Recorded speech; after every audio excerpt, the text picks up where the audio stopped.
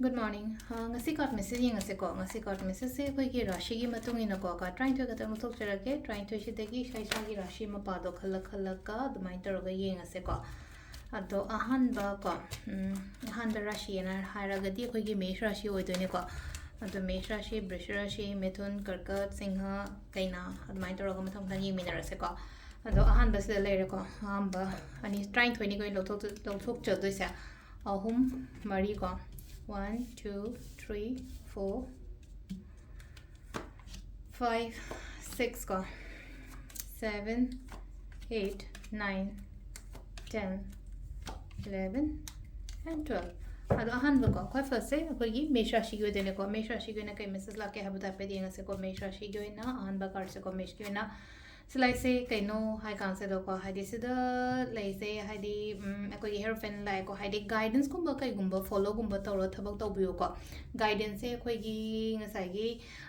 spiritual guidance khatang gi wasu na tabida ma lai na ko aina thaba ama taw bu ko ba matam da khatang aina gyan ta dare haina khalla ga di hango mathak thong ba da ko pa da ko mai taro ka brish rashi ga na silai se aina khanba hadi wakhan di mayam ama khalle ko hadi silai no ko mina khanba ngam da wakhan bu khalang ani bang ka hadi normally mi man hadi creative thought creative mind jam creativity oi tar ga so hadi ko hadi sijna bam di khangdri ba jik se do phajana implement taw ma dar kar oi gani ko ahum so ba mithun rashi ge na se da lai se ko hadi emotions kum ba kai gum ba se uthok kan ko mingon da ai gi na emotions kum ba kai gum se uthok pi ga no adum keno taw ba hadi mayam amang da show gum ba taw bi ta ba ko si mayam se phajana maintain and balance tar ga chat pi ko karkat ke na section lo yam na thabak to matam da su leire mi na nga bo ko pa siam ka hena lo ru no ko aduga section bio ko chan bio ma singara shi ko pesha nu sha gi problems kum ba kai gum ba khatang lei be ko ngasi se ko khudong cha bo gum ba kai gum ba lak tori kai na gi na ko aduga next to la gi ne se hadi mi pun ba khot pa mama mai te le ko mi pun ba families pula pun ba nushina le mina ba ko bridge wakhan nungai ta ba khot ta ba dum leiba oina oi bu tension stress kum ba kai gum ba dum ai taraga leiri ko silai se ko akoi gi se na akoi gi bridge rashi ko hadi nungai ta ba mayam ma di lei aduga haidok pham lei ta ba khot ta ba haidu ne ko sa danu gi su silai se chat ke tau ke haina khali pa pot mayam do chat piyo pangthok piyo khong thang dok piyo ko